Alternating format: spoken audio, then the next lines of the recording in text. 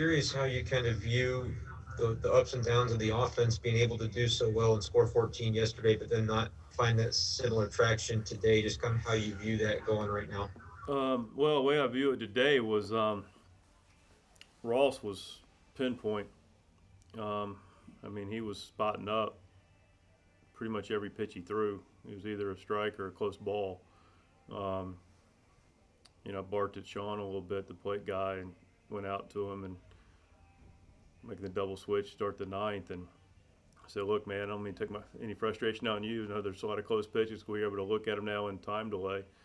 And, just guy made some kind of quality big league pitches, and that's, you tip your hat. So that was the story today of reason why the offense wasn't as strong. So hit some balls hard, not enough. On a more positive note, how did you recall the moment with Yachty at the beginning of the game, watching Wayno actually step off the mound to give him his moment when it's usually the other way around, Yachty doing that for so many others? Yeah, well, he's definitely deserved his moment, and that's an accomplishment. That I personally value very highly for what that's worth. Because it's an accomplishment. I did the math today. It's 12 years and another third of a season or a quarter of a season, pretty much, of full games, 162 starting, obviously, and that record says a lot. I've alluded to it a while ago, but it bears more accolades, because think of all the different accomplishments that need to take place for that to have happened. You need to be a good player, for one. You need to be a consistent player, which is a word I use all the time. Well, the reason I use it because, we want guys to be able to be contributing big leaguers, and a team be a contributing, consistently winning team. That's what it takes. A group of guys that are consistent with what they do, and also you look at Yachty and you look at continual improvement. You look at a guy that's hungry. And not only during the season, not that it's easy to be hungry during games and during the season, but that's when the fun part is. But it's the off-season dedication. It's the 6 o'clock in the morning coming to spring training. I go down to spring training early, and I'm at the complex early in the morning, and there's Yachty, just working. I walked down a hall last year, or 2 years ago rather, on an off day. There's Yachty. There's just no coincidences. This guy's an unbelievable combination of skill sets, physical skill sets, mental, super smart, and obviously one tough guy, an emotionally really smart guy, and it's a hell of an accomplishment. It really is. Speaks to a lot of things, and he's been a pillar of this organization, and is a Hall of Famer. And that moment was very special to be a part of with him, and I was glad his teammates came out and gave him the ovation he so much deserves. And it probably wouldn't surprise you to learn that when we asked him about it, he basically said, well, it was special, but it would have meant more maybe if we'd won the game, and that's just kind of the mentality he has. 100%. That's why he's such a winner. I mean, listen, this is, we're not excited about the outcome of today's game, and so, it's why he got here. As a team guy, he wants to win. It's a bottom line guy. He wants to win. He wants to do what he can to help this team win, which he's clearly done and will continue to do. And that's why he shows up every day. That's his hunger, and I have a lot of respect for it. Jeff Jones. Mike, at the moment, you guys are without a Gold Glove winner in left field and a Gold Glove finalist in center field. What sort of challenge does that present to the outfield defense in terms of being able to sort of, whether it's play as a unit, or whether it's maybe sort of just find their individual footing out in the outfield this early in the season? Yeah, it's the opportunities guys are getting them, and it's one of the reasons when we talk. So me and Ollie were talking the other day. He goes, now, not that he didn't understand it, because he does. He's a sharp guy, but he said, now I understand why you are always pushing for a holistic lineup, a complete lineup. And that's why sometimes when we have our discussions and you ask about the lineup, and defense is a part of the lineup, and we need to play good, clean baseball. Not perfect. Game's hard. Things are going to happen, but all we're asking for is go make routine plays and be clean and be aggressive and assertive and trust yourself. And, but we also talked about earlier, you know, question earlier today about, Williams getting comfortable. Well, how's that happen? You get opportunities, you get opportunities. And so it's chicken egg, right? You want to find out and you want to be patient. You want to give guys learning curves and opportunities. Well, that's great. And I understand that. That's, they have to start somewhere. And when you have a couple, three of them doing it at the same time, it's a little more of a challenge. But nonetheless, it's part of it. And we find out. And, the biggest thing you want them to do is be able to grow from it. That's the key to it. Use that word consistency as it happens. And what's next? How do you grow from it? How do you get better from it? How do you learn from it? Because that's really the key to be able to take that experience and grow from it. Because otherwise, if it's repeatable, it's not a sustainable, way of going about it. And it's we like to play a clean brand of baseball and fundamentally sound, and that's clearly an expectation here. And these guys are, they just need the opportunities to continue to play and get them. But they, it's hard to have both sometimes.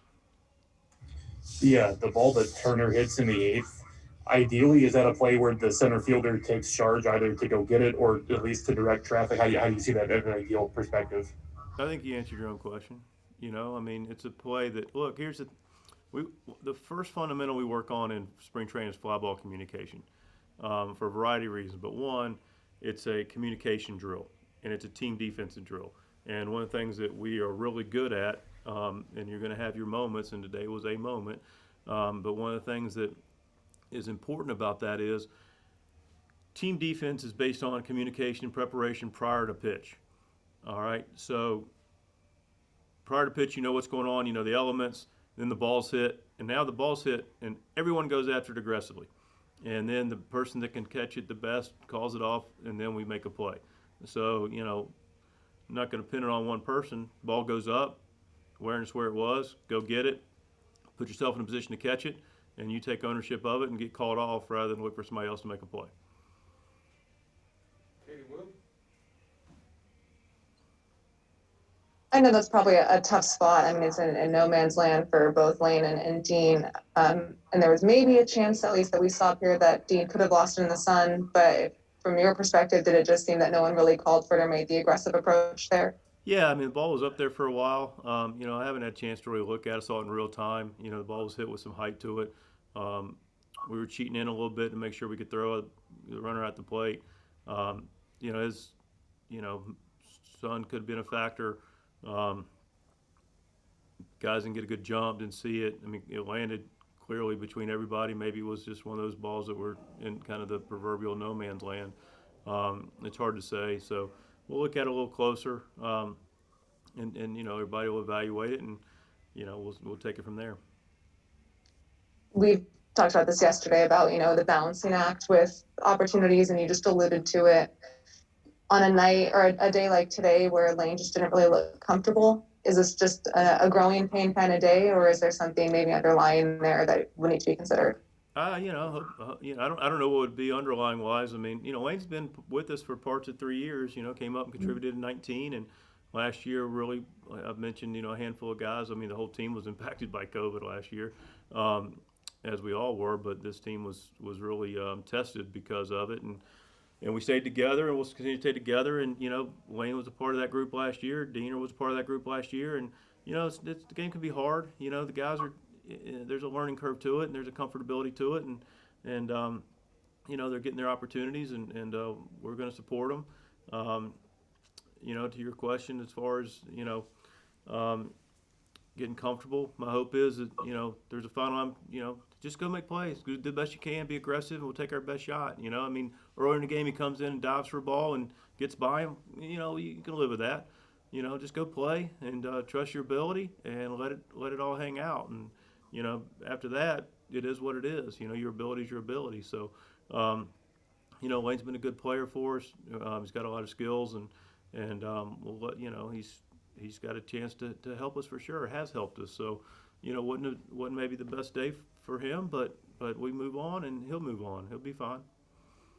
Thank you. You're welcome. Rick Hole.